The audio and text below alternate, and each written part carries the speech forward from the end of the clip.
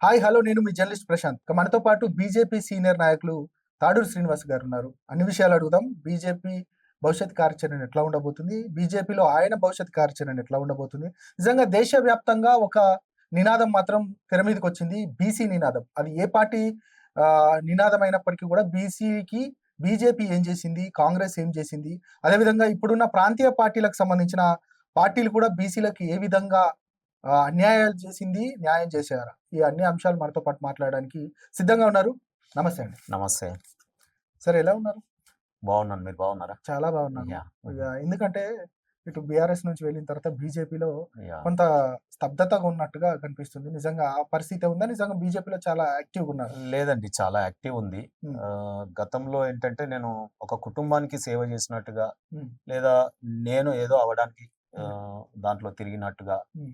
అని అనిపించింది. ఏది ఈ హ్మ్. 10 ఏళ్ల కాలం హ్మ్. గవర్నమెంట్ వచ్చిన హ్మ్. తర్వాత. హ్మ్. అంతకుముందు తెలంగాణ కోసం పోయినాం. హ్మ్. తెలంగాణ కోసం ఎవరున్నా సరే వాళ్ళ వెనక పోరాటం చేయాలి. హ్మ్. అది మంచైనా, చెడైనా ఒక నాయకుడు, ఒక పార్టీ, ఒక పార్లమెంటరీ ప్రక్రియ ద్వారా సో, అవన్నీ గూడా యెస్. ఇదైతే బావుంటుంది తెలంగాణ అనేది చాలా చిన్నప్పటి నుండి విన్నాం. హ్మ్. ఒక లాయర్‌గా గూడా తెలంగాణ యెస్. అత్యవసరం. మీరు చూసినారు అవును. హైకోర్ట్ విషయంలో గానీ, లేదా రాజకీయ ప్రాధాన్యతలో గానీ, డెవలప్‌మెంట్‌లో గానీ, తెలంగాణ రీజన్ డెవలప్‌మెంట్ గానీ, ఇవన్నీ దృష్ట్యా తెలంగాణ అనే ఒక రకంగా మక్కువ అనొచ్చు, పిచ్చి అనుకోవచ్చు. ఏదైనా అనుకోవచ్చు. ఆ ఉద్దేశ్యంతో వారి అక్కడ తిరగడం జరిగింది ఉద్యమంలో. హ్మ్. ఆ తర్వాత ప్రభుత్వంలో వచ్చిన తర్వాత వారి యొక్క సరళి వ్యక్తిగతమైనటు వారి కాంక్షలు అవన్నీ గూడా కేసీఆర్‌లో చాలా మారిపోయినాయి. హ్మ్. వారి ప్రాధాన్యతలు మారిపోయినాయి. పార్టీ పేరు మారిపోయింది. హ్మ్. పార్టీ గూడా ఉద్యమంది గాదు. ఇది ఫక్త్ రాజకీయ పార్టీ అని చెప్పడం. హ్మ్. సో, ఈ రకంగా ఆ వారు రాజకీయ పార్టీలోనే మీరు 10 ఏళ్ళు ఉన్నారు మళ్ళీ. 10 అధికారం ఏళ్లంటే అయిపోయింది. డెఫినిట్‌గా ఒక ప్రయాణం సాగించినప్పుడు, హ్మ్. పరిచయాలు ఏర్పడ్డప్పుడు, మన హ్మ్. జీవిత లక్ష్యం ఒకటి హ్మ్. నిర్దేశించుకున్నప్పుడు, హ్మ్. నా జీవిత లక్ష్యం చట్టసభలో అడుగుబెట్టడం. హ్మ్. చా అంత సుదీర్ఘమైన అక్కడ చేసి హ్మ్. ఉదాహరణకి మీ దగ్గర కూలీ చేసిన. కూలి హ్మ్. ఎక్కడ పడాలి? మీ దగ్గరే అదే గదా! పడాలి కదా! యెస్. మళ్ళీ వేరే దగ్గరికి అవును. మారకూడదు. అవును. ఒక రకమైన అంటే ఒక జ్ఞానోదయంతోనే, తెలివితోనే వారి పార్టీలో ప్రభుత్వం వచ్చినాక నా జీవిత లక్ష్యాన్ని సాధించుకోవడానికి నేను నడిచిన. దాంట్లో తప్పేం లేదు. హ్మ్. నాకున్న వేదికలు ఈ ప్రజాస్వామ్యంలో ఒక 3 పార్టీలు. యెస్. నేను దాంట్లో ఉద్యమంలో వారితో కలిసి పనిచేశాను. డే హ్మ్. 1 2001 నుంచి పార్టీ పెట్టినప్పటి నుండి ఉన్నా.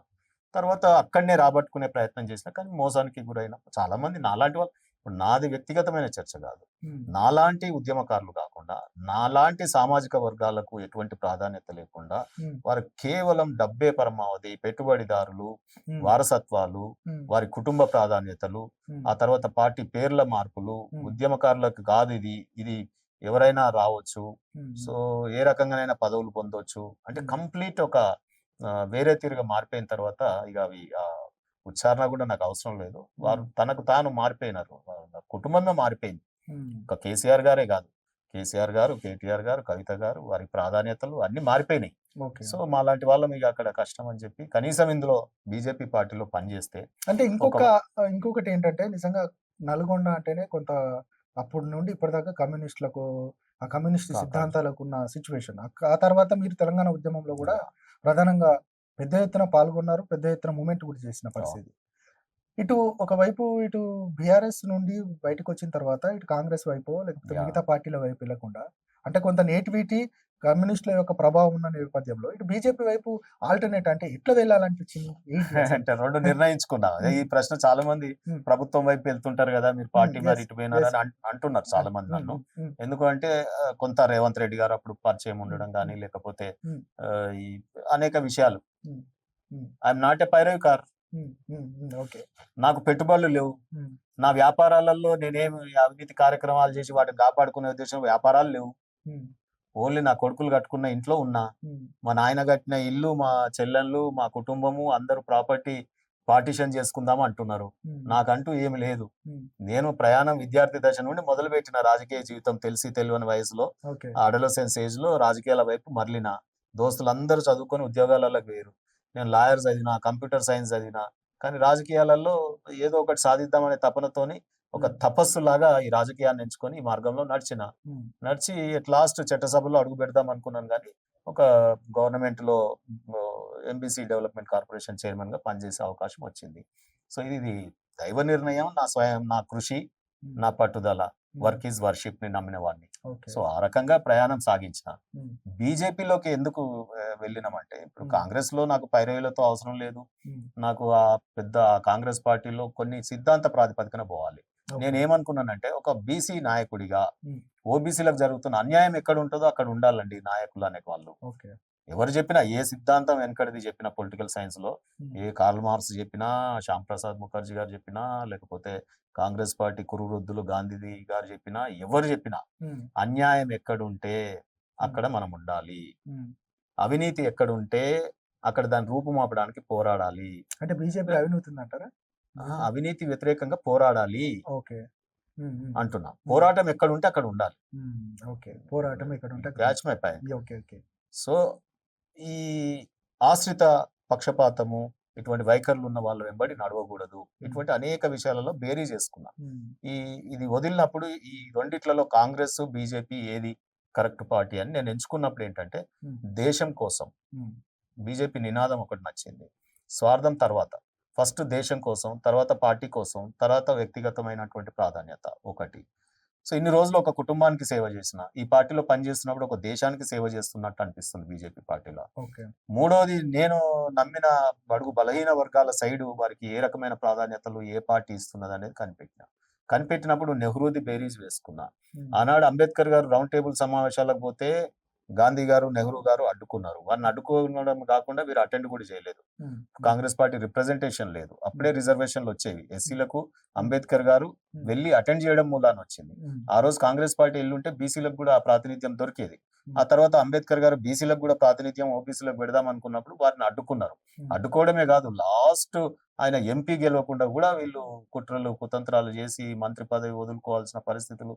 ఆ రకంగా ఆనాటి బడుగు బలైన వర్గాల ఉద్యమకారుడే అనుకుంటా నేను అంబేద్కర్ గారిని. ఉమ్, సో అంత పెద్ద మహానాయకుని ఓడగొట్టినారు ఈ దేశంలో. సో ఆ కుట్రలన్నీ కూడా నెహ్రూ గారు మళ్ళీ ముఖ్యమంత్రులకు లేఖలు రాయడం, ఓబీసీ రిజర్వేషన్ ఉమ్, చెయ్యొద్దు, చేస్తే అన్స్కిల్డ్ పీపుల్ వస్తారు. అసలు అన్స్కిల్డ్ ఏంది? స్కిల్ ఉన్నదే బీసీల దగ్గర. ఉమ్, ఉమ్, అంత పెద్ద తాటి చెట్టు ఎక్కాలంటే నా గౌడన్న అదొక స్కిల్. ఉమ్, ఉమ్, వడ్రంగి ఇంత కార్పెంటరీ చేయాలంటే అదొక స్కిల్. ఉమ్. నా అదొక హౌస్లన్న గొప్ప- మంగళసూత్రాలు yes, చేయాలంటే అదొక స్కిల్. yes, కుమ్మరివాడు కుండలు చేయడం, చక్రం, నాగరికత, విప్లవం, ఉత్పత్తి, yes. వస్తుత్పత్తి చక్రం మీదకి వెళ్ళి స్టార్ట్ అయింది మరి కుమ్మరి వాళ్ళు. ఈ రకంగా అనేక కులాల వాళ్ళు, మొత్తం బీసీలు మొత్తం సైంటిస్ట్లే. ఉమ్, గైనకాలజీ భూమి మీదకి తీసుకొచ్చిన మంగళి వాళ్ళు, గైనకాలజీ డాక్టరు వాళ్ళే కదా డెలివరీలు చేసింది దవాఖాన్లు, ఎంబీబీఎస్లు లేనప్పుడు. ఉమ్, సో వాళ్ళు స్కిల్డ్ డాక్టర్స్. ఉమ్, సో ఈ రకంగా అనేక మంది అన్ని కులాల వాళ్ళు ఇలా రజకులు అయితేనేమి, శిల్పులు అయితేనేమి, మన ఒడ్డర వాళ్ళు అయితేనేమి, మేదర్ వాళ్ళు, మేరు ఉమ్, ఎన్టీ రామారావుకు బెల్బాటం కుట్టాలన్నా, కృష్ణ గారికి కాలర్ Right. కుట్టాలన్నా. సో నేనేమంటానంటే, ఉమ్, స్కిల్డ్ ఈ దేశ భవిష్యత్తును నిర్మించినటువంటి ఇంజనీర్లు ఎవరు అంటే వాళ్ళు బీసీలు. Okay. They are not backward class. ఇప్పుడు అదే బీసీలకు బీజేపీ అన్యాయం చేస్తుందని అంటున్నారు, నిజమేనా? ఎట్లా దేశానికి ప్రధానమంత్రిని బీజేపీ పార్టీ అందించడం, అది కూడా 3 టర్ములు కంటిన్యూస్ గా మూడు టర్ములు మోడీ చేసిన గారు BC ప్రధానమంత్రి అవడము. 3 టర్ములు చేసిన బీసీ నాయకుడు నిజంగా బీసీలకు సంబంధించిన ఇంతవరకు అసలు ఎంతమంది ఉన్నారు ఏంటి అనేది కూడా చేయలేదు అనేది మాత్రం కాంగ్రెస్ చెప్తా ఉంది. కులగణన చేస్తా అంటే కూడా బీజేపీ అడ్డుకుంటుంది, కులగణను వ్యతిరేకిస్తుంది అనేది కాంగ్రెస్ కూడా మస్తుగా చెప్తుంది. మీరు ఎట్లుంటున్నారు? మంచి ఇంటెలెక్చువల్ జర్నలిస్ట్ మీరు ఎట్లా వాళ్ళ ట్రాప్ లో పడుతున్నారు? బీజేపీ ఏం చేయలేదు. దేశానికి ప్రధానమంత్రి మోడీని చేసినామా? అది కూడా కన్సిక్యూటివ్ 3 అంటే ఒక టర్మ్స్ వ్యక్తి చేసినామా? ఒక చేసిన- మొత్తం వినండి. ఉపరాష్ట్రపతిని చేసినామా? ఇప్పుడున్న ఉపరాష్ట్రపతి ఓబీసీయేనా? ఒక ప్రెసిడెంట్ ఆదివాసీ మహిళని చేసినామా? అంతకుముందు ఎస్సీ కోవింద్ గారిని చేసినామా? అసలు పదవులు ఏమన్నా ఇన్ఫ్లుయెన్స్ చేయగలిగిన ఏంటి చెప్పండి? ముఖ్యమంత్రి పదవి, ప్రధానమంత్రి పదవి, ప్రెసిడెంట్ పదవి. మీరు ఆలోచన చేయండి. ఈ రాష్ట్రానికి బీసీనే ముఖ్యమంత్రిని చేస్తామని ప్రకటించినాం బీజేపీ. దేశానికి ప్రధానమంత్రిని ఆల్రెడీ 3 టర్ములు చేస్తా ఉన్నాం. ప్రెసిడెంట్లని మొత్తం ఆదివాసీ బిడ్డల్ని, ఎస్సీలని చేసినాం. ఈ 3 కదా ఇన్ఫ్లుయెన్స్ పోస్టులు.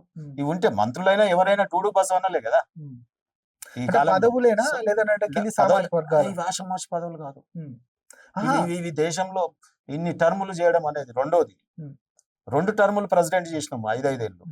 తర్వాత ప్రధానమంత్రి 3 సార్లు. చెప్పిందే చెప్తున్నాను మళ్ళీ, ఎందుకంటే మరి ఉపరాష్ట్రపతి పెద్దల సభలో కూడా రిప్రజెంటేషన్. ఇవి కాకుండా చక్కటి ప్రశ్న, బీసీ కమిషన్. కాంగ్రెస్ ఎన్నేళ్ల నుంచి ఉందండి దేశంలో? మీరు చెప్పండి. కాంగ్రెస్ పార్టీ 50 ఏళ్ళకి పైగా 75 ఏళ్ళు అదే ఈ ఆడి 55 ఏళ్ళకి పైగా అధికారంలో అధికారంలో yes. అవునా? ఉమ్. మరి ఈ 75 ఏళ్లలో ఇవాళ కాంగ్రెస్ పార్టీ ఎన్నడూ బీసీలకు మాట్లాడకపోగా ఉమ్. బీసీ కమిషన్ ఒకటి ఏర్పాటైంది కదా. ఉమ్. బీసీ కమిషన్ కు చట్టబద్ధత ఉందా? ఉమ్. రాజ్యాంగ భద్రత ఎవరు కల్పించారు? ఎంత దమ్ము ఉండాలి? ఇవాళ బీసీల మీద అట్రాసిటీ సంచార జాతులు ఎదుర్కొంటున్నాయి. కులాల పేరుతో దూషణలు, ఎస్సీల కంటే కూడా ఎక్కువ దూషణలు జరుగుతూ ఉన్నాయి. ఏది రాజకీయ నాయకులు మాట్లాడవు, గంగిరెద్దులు ఆయన లెక్కున్నావు, బుడిబుక్కలు ఆయన లెక్క మాట్లాడుతున్నావు, నువ్వు పిచ్చగుండ్ల చేస్తున్నావు, ఈ రకంగా మాట్లాడుతూ ఉన్నారు కుల దూషణలు. ఊళ్ళలో సాకలైన ఎగరా, మంగళాయన ఎగరా, కుమరాయన ఎగరా, ఏం సంగతి నీ వతన్ నువ్వు చేయవా ఈ పని అంటే, పుండ్లైనా కరోనా వచ్చినా నా మంగళైన కటింగ్లు చేయాలి. వాళ్ళ బట్టలు తీసుకుపోయి కుష్ఠరోగులు వచ్చినా వాళ్ళ బట్టలు తీసుకుపోయి సాకలన్నలు ఇది నా ఇల్లు అని చెప్పి ఉతకాలి. సో నేనేమంటున్నట్టే, ఈ మానవాళి పెరగడానికి, ఈ దేశం ఇంత ఇంజనీరింగ్ పెరగడానికి, ఈ స్కిల్డ్ బీసీలని నెహ్రూ గారు అన్స్కిల్డ్ అన్నారు, రాజీవ్ గాంధీ అన్స్కిల్డ్ అన్నారు, ఇందిరాగాంధీ గారు మండల్ కమిషన్ రాకుండా వీళ్ళందరూ అడ్డుకున్నారు. ఎవరు అడ్డుకున్నారు? మండల్ కమిషన్ రాకుండా కాంగ్రెస్ పార్టీ అడ్డుకుంది. సో నేనేమంటున్నానంటే, ఇదంతా ఒక చరిత్ర.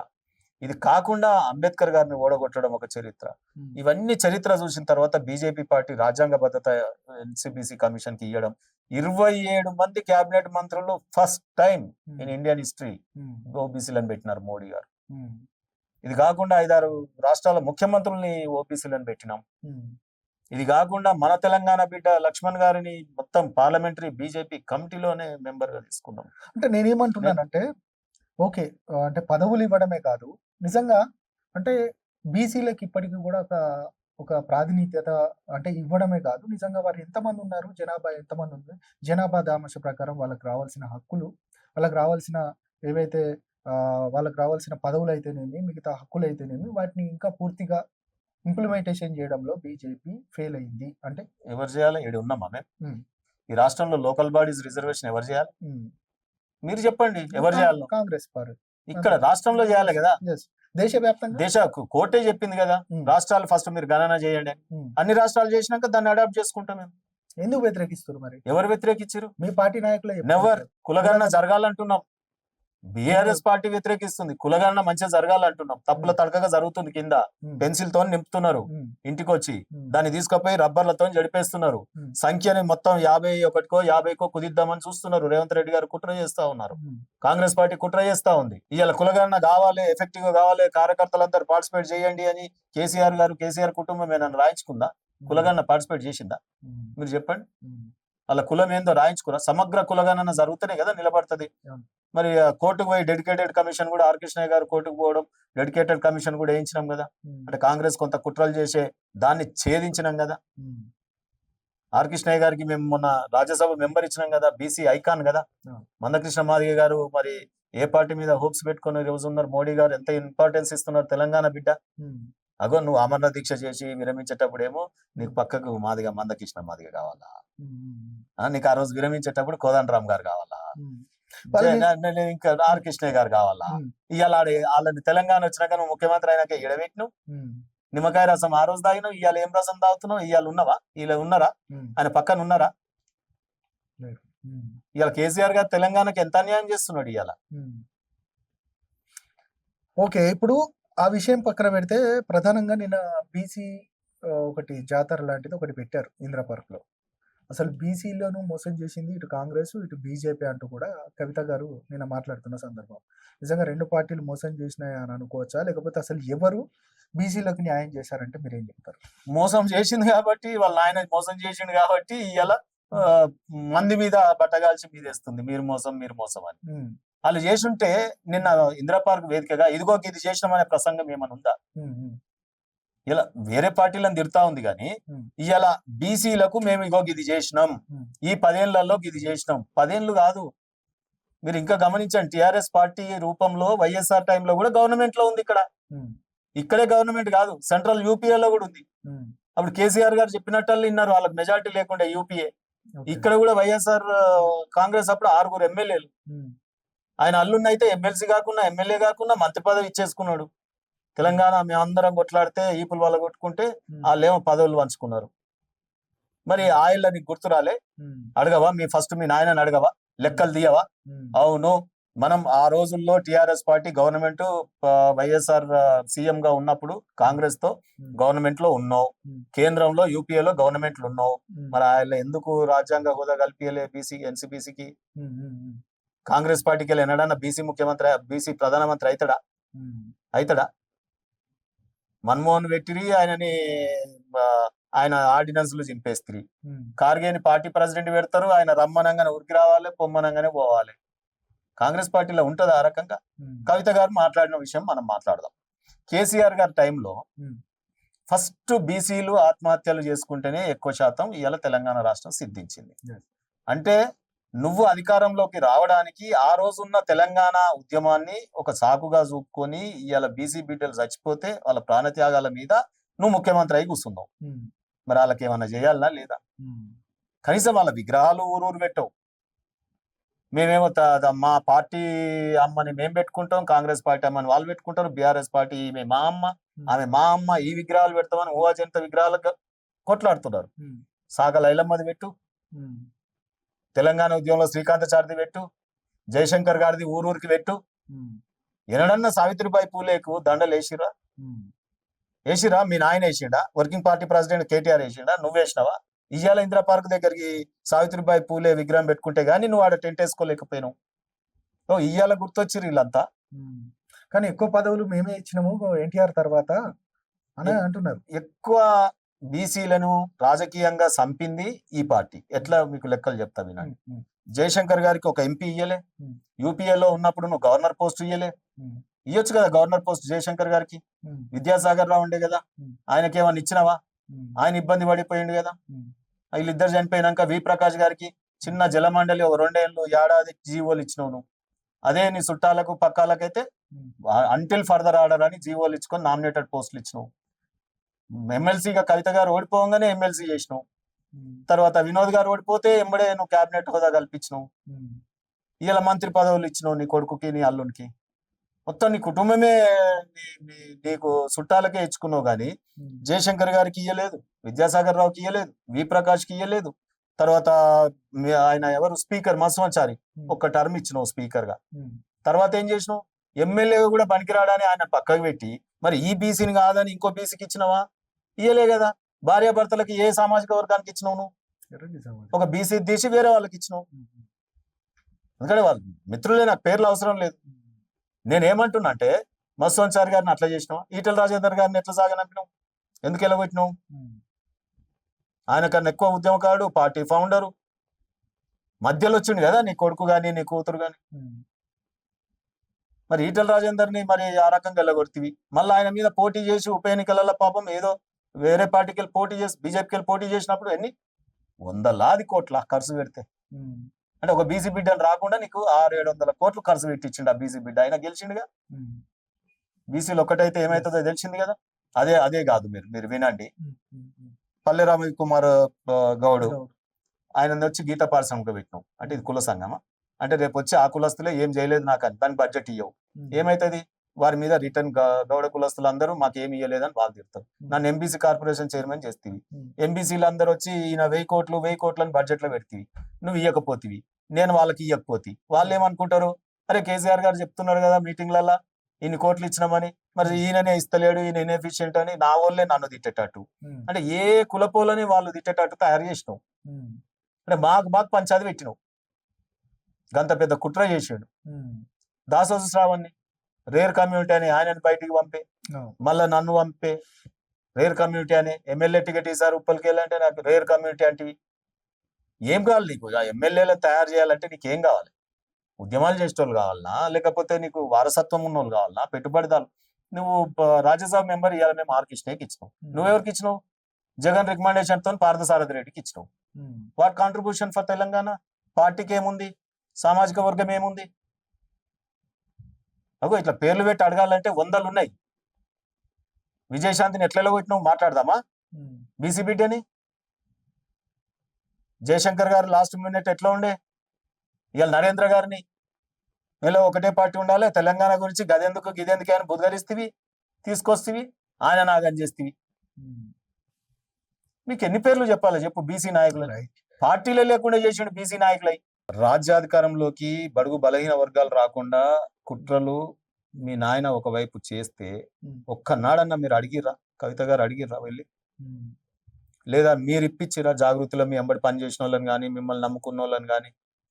ఆమె సాక్షిభూతంగానే కదా ఇప్పుడు మొత్తం ప్రజానీకం సాక్షిభూతంగా దళిత ముఖ్యమంత్రి అన్నాడు, దళితులను మోసం చేసిండు. మళ్ళా ఒక ఏనుగు మీద వెళ్తా ప్రగతి భవన్కి నేను ముఖ్యమంత్రిని అవుతా అన్నా అని కూడా మళ్ళీ తీసుకొచ్చి నీ కార్లో కూర్చోబెట్టుకొని తిప్పుతున్నావు ఐపీఎస్ ప్రవీణ్ కుమార్ గారు. అవునా కాదా? అంటే దళితులను మోసం చేసినట్టే కదా. తర్వాత దళితులకు 3 ఎకరాలు లాంటివి అది చేయకపోతే అంటే కొత్త కులాన్ని మోసం చేసినావు. దళిత బంధు కూడా ఆడ 10 మందికి ఇచ్చి ఇంకా ఇయ్యబోతున్నా నాకు ఓట్లు వేయరు అని అధికారం కోసం తీసుకొచ్చినావు పథకం. అట్లా మోసం చేస్తేవి. ఇక రెండోది కులాలను మోసం. ఓబీసీ కులాలు కుమారాయనకు ఒక ఎమ్మెల్సీ ఇస్తా, గవర్నర్ కోటాలో అగో వీళ్ళు ఎలక్షన్లలో నిలబడలేరు, మంగళూరులకు ఒకటిస్తా, నేను నాయి బ్రాహ్మణులకే కాకుండా పద్మశాలకు ఒకటిస్తా, రజకులకు ఒకటిస్తా అని ఏ మీటింగ్ లో చెప్పిండు? 3 మీటింగ్లలో నేను ఒక జనరల్ సెక్రటరీ గారిలో కూర్చున్నా, నేను ఒక కార్పొరేషన్ చైర్మన్ గా మీటింగ్ లో కూర్చున్నా. దాంట్లో మా 100 మంది ఎమ్మెల్యేలు, మా ఎంపీలు, ఇవాళ జడ్పీ చైర్మన్లు కూర్చున్న సభ అది. టిఆర్ఎస్ ఎల్పి సభ అంటే ఎంత రాజ్యాంగంలో ఈ ప్రజాస్వామ్యంలో ఎంత గొప్ప సమావేశం. గా సమావేశంలో ఇంత పెద్ద నాయకుడు కేసీఆర్ గారు ఇగో నేను వీళ్ళకి ఇస్తున్నానయ్యా, నేను తాడూరు శ్రీనివాస్కి ఎన్ని రోజుల నుంచో ఉన్నా, నేను ఇచ్చేస్తున్నా, రేపు ఈ వచ్చే 7 ఇచ్చేస్తున్నా అన్నావు. 7 ఎగనామం పెడితివి. పోనీ నాకు ఇయ్యలేదు ఉద్యమకారుడికి, ఒక బీసీకి ఇయ్యలేదు, ఇంకో బీసీ ఇంకో ఉద్యమకారులకు ఇచ్చిండా అంటే 7 మొత్తం ఎంబడి తిరిగే వ్యాపారవేత్తలకు ఇచ్చుకుంటువి. లిస్టులు బయట పెడదామా? పేర్లు చదవాలా? పోనీ తెలంగాణ వచ్చింది, విద్యలో ప్రైవేట్ యూనివర్సిటీలోనే పప్పు బెల్లాల్లాగా మల్లారెడ్డి గారికి పల్లరాజేశ్వర రెడ్డి గారికి ఇస్తేవి. ఎవరు ఫాయిదా అయ్యారు నీ వల్ల? ఇవన్నీ అడగవమ్మా కవితమ్మ? ఈ రోజు 42% కావాలని అడుగుతున్నావు స్థానిక సంస్థలలో. 34 ఉన్నదాన్ని 18కి కుదించింది ఎవరు? మీ నాయన ముఖ్యమంత్రి ఉన్నప్పుడే కదా. అంటే పచ్చి అబద్ధాలు ఆడడంలో, అంటే ప్రజలకు 6 నెలలే మెమరీ ఉంటుందని, ఆ తర్వాత ఉండదని, లేకపోతే పైసలు పెడితే పైసలు ఎగజల్లితే ఇదేది ఓటుకింత ఇస్తే అన్ని ఓట్లు పడతాయి, యాప్ ఎంత ఇది నాకు అన్ని తెలుసు అని ఈ రకంగా ప్రజల్ని నువ్వు తక్కువ అంచనా వేస్తేవి. ఇవాళ నేను ఫామ్ హౌస్ లో కూర్చుంటుంది. ఓ అంబేద్కర్ దండేయకపోతేవి, జ్యోతిరావు పూలేకే దండేయకపోతేవి. మీకు గుర్తుంటే చెప్పుర్రి ప్రశాంత్ గారు. ఇవాళ సావిత్రిబాయి పూలే దండ అవసరం వచ్చింది నీకు అంటే ఇప్పుడు మళ్ళీ బీసీ ఉద్యమాలు లేవాలి, బీసీ విద్యార్థులు, బీసీ యువకులు మళ్ళీ ఆత్మహత్యలు చేసుకోవాలి, మళ్ళీ వీళ్ళు అగ్గిపెట్టెలు పెట్రోల్ తీసుకొని నేర్పియాలి. వాళ్ళు వచ్చిన తర్వాత మళ్ళీ బీసీ ఉద్యమంకి వెళ్ళి వీళ్ళు నాయకులుగా పుట్టుకొచ్చి మళ్ళా ప్రభుత్వంలోకి రావాలి, మళ్ళీ అధికారం చెలాయించాలి. గింతేగా కుట్ర. ఇప్పుడు బీసీ ఉద్యమం లేచి నీ వెనకాల బీసీలు అందరు రామ్మ అని జరుపుతున్న నాయకులందరినీ పోగేసుకొని ఇవాళ రేపు వస్తే మళ్ళా నువ్వు గొప్పగా ఈ బీసీ ఉద్యమం లేస్తే ఆ ఉద్యమంలోంచి మళ్ళా ప్రభుత్వం, మళ్ళా అధికారము, మళ్ళా బిల్డింగ్లు, మళ్ళా పదవులు, మళ్ళా మీ కుటుంబ కాంక్ష మళ్ళీ ఏడబెట్టాలని ఆడబెడతారు. అంతేగా మేము ఉద్యమాల కాడనే ఉండాలి. ఓ బీసీలందరూ కూడా ఉద్యమాల కాడ ఉండాలి. వాళ్ళని మా ఈప్ల మీద మొయ్యాలి. కళాకారులని బీసీలు ఉపయోగించే బతుకమ్మను ఉపయోగించుకుంటుంది. ఎన్ని కాదు అన్ని బీసీలు ఎస్సీ ఎస్టీలు అన్ని పార్టీలు నాకు తెలిసి దేశవ్యాప్తంగా ఉన్న అన్ని పార్టీలు అంటే బీజేపీ ఏం అది కాదు, అన్ని పార్టీలు ఇప్పుడున్న ప్రస్తుత సిచ్యువేషన్స్ లో అన్ని పార్టీలు బీసీలను మోసం చేసినాయి కాదు, అసలు బీసీలలో ఐక్యత లేకపోవడానికి కారణం ఏంటి? అసలు బీసీలను ఎట్లా మోసం చేసినట్టు? అంటే బీసీ ముఖ్యమంత్రి ఇస్తా అంటే మోసం చేసినట్ట, ప్రధానమంత్రి బీసీని చేస్తే మోసం చేసినట్ట, ప్రెసిడెంట్లని ఆదివాసీలని ఎస్సీలని పెడితే మోసం చేసినట్ట, ఇవాళ రాజ్యాంగ భద్రత కమిషన్ కులాల పేరు అట్రాసిటీ తీసేయడానికి రాజ్యాంగ పద్ధతి ఇస్తే మోసం చేసినట్ట, 27 కేబినెట్ మంత్రులను ఇస్తే మోసం చేసినట్ట, ఈ రాష్ట్రానికి ముఖ్యమంత్రి రేపు గెలిపిస్తే మేము చేస్తామంటే మోసం చేసినట్ట, ఎక్కువ ఎంపీ టికెట్లు మొన్న ఇచ్చిన లెక్కలు తీయండి. ఇవాళ కాంగ్రెస్ పార్టీ చింతన్ బైఠక్ లో ప్రతి ఎంపీ కాన్స్టిట్యున్సీలో 2 ఎమ్మెల్యేలు ఇస్తామన్నారు, ఇచ్చిరా? మరి ఇలా బీజేపీ పార్టీ టికెట్లు పేర్లు మీరు సామాజిక వర్గాలు చూడండి ఎట్లా ఇచ్చినామో. ఎంపీలలో ఛాలెంజ్ చేద్దాం. ఇలా బీఆర్ఎస్ పార్టీ ఎవరికి ఇచ్చింది? అసెంబ్లీలో ఎవరున్నారు? మీరున్న 10 ఏళ్లలో ఎవరున్నారు? ఇయ్యాల ఎవరున్నారు? ఒక్కొక్క సామాజిక వర్గం మొత్తం 3 సామాజిక వర్గాలే ఆడ ఉన్నాయి. బీసీలకి వెళ్ళి 2 ఉన్నారు, 3 ఉన్నారు. వాళ్ళు ఎస్సీలు ఉన్నారంటే ఓన్లీ అంబేద్కర్ పుణ్యమా అని రిజర్వేషన్ ఎంత ఉందో అంత. నిజంగా మీరు గొప్ప లీడర్లు అయితే కేసీఆర్ గారు కానీ కాంగ్రెస్ పార్టీ కానీ మీరు గొప్ప లీడర్లు అయితే అంబేద్కర్ రచించిన రాజ్యాంగం ద్వారా వచ్చిన ఎమ్మెల్యేలు మాత్రమే ప్రతి అసెంబ్లీలో ఉన్నారు. ఒక్కరన్నా రిజర్వేషన్ లేని దగ్గర గెలిచి తీసుకొచ్చే ప్రయత్నం మీ పార్టీ ద్వారా చేసిరా?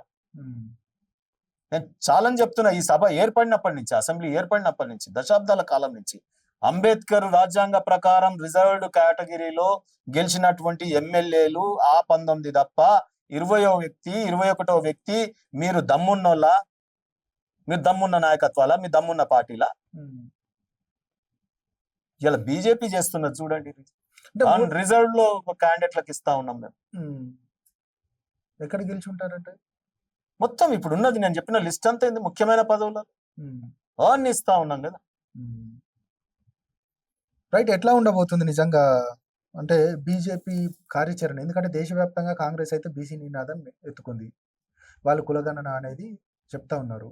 మీరు అసలు బీసీలకు చేయబోతే అంటే ఇప్పుడు మీరు అన్నట్టుగా అనేక పదవులు ఇచ్చినామని అంటున్నారు, పదవులతోటైనా లేదన్నా నిజంగా కులగణనకు మీరు అనుకూలమా వ్యతిరేకమా? ఎట్లా మంచిని స్వాగతిస్తాం, కులగణన చెయ్యాలి, రాష్ట్రాలు చేసుకోవచ్చు అని చెప్పినాం, మేము ఎక్కడ అడ్డుపడట్లేదు. ఈ కులగణనలో మేము పార్టిసిపేట్ కూడా చేస్తున్నాం. మరి కులగణన ఎఫెక్టివ్ గా జరగాలని కోరుతున్నాం తప్ప మంచిగా చేయాలని చెప్తున్నాం. 60% బీసీలు ఉంటారు, కరెక్ట్ చేయండి అని చెప్తున్నాం. ప్రభుత్వం వినట్లేదు. ఫస్ట్ కమిషన్ డెడికేటెడ్ వేయకుండా ఏదో నాటకం చేస్తే మా ఆర్ కృష్ణయ్య మా రాజ్యసభ ఎంపీ పోయి కేసు వేసిండు, మళ్ళీ డెడికేటెడ్ అయింది. ఇప్పుడు వాళ్ళు తప్పుల తడకగా చేస్తున్నారు. సో 60% ఉంటారని మేము అంటున్నాం, వాళ్ళు 55, 51 ఇద్దామని వాళ్ళు చూస్తున్నారు. సో ఈ రకంగా కులగణన మంచి చేయాలి. రేపు ఇచ్చేయడమే కాదు, ఇచ్చిన తర్వాత 42% నీ ఎన్నికల కమిటీలో పెట్టినావు, నువ్వు మేనిఫెస్టోలో పెట్టినావు, కామారెడ్డి డిక్లరేషన్ చేసినావు, ఇవాళ అది అమలు పరచాలి అని అడుగుతున్నాం. నువ్వు సంవత్సరానికి 20,000 కోట్లు అన్నావు, సంవత్సరం అయిపోయింది, ఏవి 20,000 కోట్లు? అదైతే అన్నాడు కదా, మన మేనిఫెస్టోలో పెట్టిండు కదా, మరి చేసిండ్రా? చేయలేదు కదా. పోగా నామినేటెడ్ పోస్టులు అన్ని కార్పొరేషన్ చైర్మన్లు ఎవరికి ఇచ్చిరు, మంత్రి పదవులు ఎవరికి ఇచ్చిరు? ఇద్దరే బీసీలు కదా మంత్రులు. ముద్రా సామాజిక వర్గానికి అసలు ప్రాతినిధ్యమే లేదు కదా. మరి కాంగ్రెస్ పార్టీ ఏ రకంగా చేస్తుంది అంటే దొందే. బీఆర్ఎస్ పార్టీ కాంగ్రెస్ పార్టీ దొంగలు ఇద్దరు ఇవాళ ఓబీసీల జపం పట్టుకొని ఓబీసీల పేరు చెప్పుకొని మళ్ళా బతుకుదామని చూస్తున్నారు.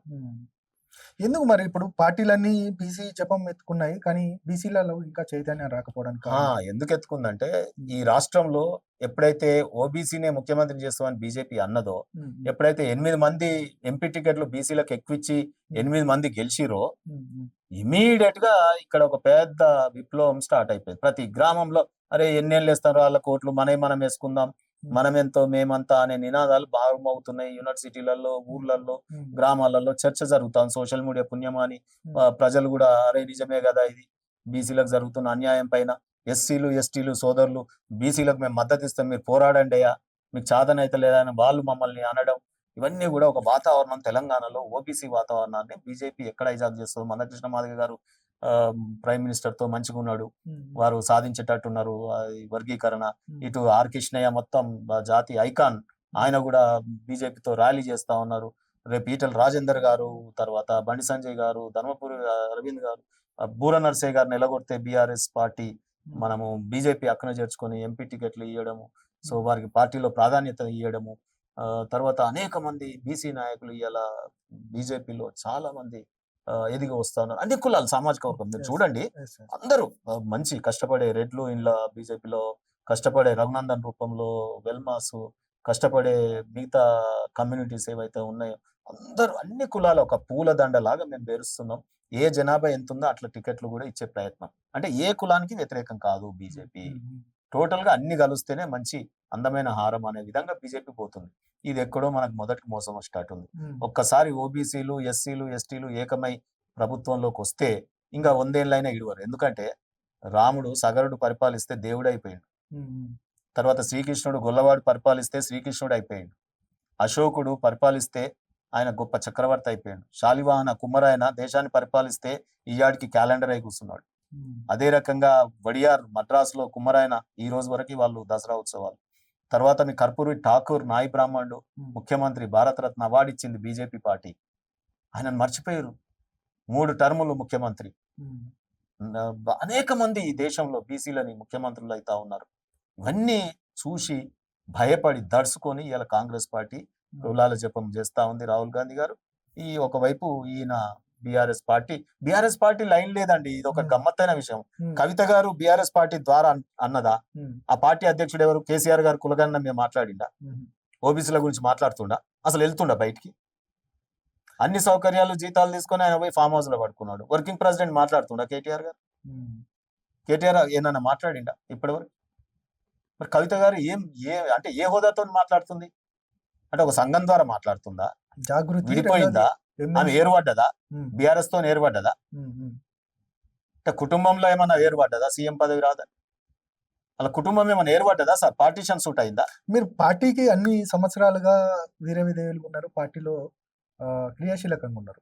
ఎట్లా ఉంటది అసలు నిజంగా? విధేయత అనేది మానవునికి ఉండాల్సిన లక్షణం. ఉమ్, వాళ్ళ నేను ఏమంటున్నా, ఉమ్, విధేయత అనేది ఉమ్, మానవునికి ఉండాల్సిన yes, లక్షణం. yes, అది ఆ సద్గుణం నాలో ఉంది. ఉమ్, నేను ఎక్కడ ఉన్నానో అక్కడ విధేయతగా ఉన్నాను. ఉమ్, కానీ చీటింగ్ ఎన్నిసార్లు అని చేస్తారు చెప్పండి? అబ్రాహం లింకన్ ఏమన్నాడు? We cannot cheat all the time all the people. We can cheat all the people for some time, um, but not all the time all the people we cannot cheat అన్నాడు. ఉమ్, మరి మేము అన్నిసార్లు cheating కు గురవుతున్నాం మా సామాజిక వర్గాల నాయకులల్లా. ఉమ్. అందుకే బయటకు వెళ్ళిపోతారు. వాళ్ళ- ఉద్యమకారులు రెండండి ఇక్కడ, సామాజిక వర్గాలు ఉద్యమకారులు రెండు దూరమైనాయి. ఉమ్, వాళ్ళ కాళ్ళు వాళ్ళు నరికేసుకున్నారు. ఇయ్యాల లబో దిబోమని మొత్తుకుంటారు, మళ్ళీ వీధి పోరాటాలకు సిద్ధమవుతారు, మళ్ళీ ఉద్యమాలకు సిద్ధమవుతారు. ఉమ్. ఉద్యమాలల్లో మళ్ళా మన బిడ్డలు బడుగు బలైన వర్గాలు సావాలి, రేపు మళ్ళీ అధికారంలోకి రావాలి, సావుల మీద పేలాలు ఏరుకొని బుక్కాలి. ఇది ఆ కుటుంబం యొక్క చరిత్ర.